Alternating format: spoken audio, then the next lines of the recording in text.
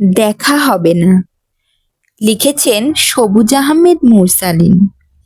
মানুষ আমাকে প্রায় সময় জিজ্ঞেস করে কেন দুঃখটা আমাকে সবচেয়ে বেশি পোড়ায়। আমি তাদের বলি, কেন দুঃখ আসলে দুঃখ না।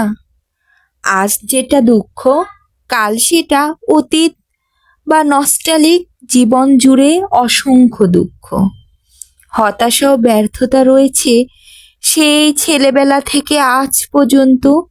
কোনো দুঃখ আমাকে দীর্ঘদিন দুঃখ দিতে পারেনি, পোড়াতে পারেনি।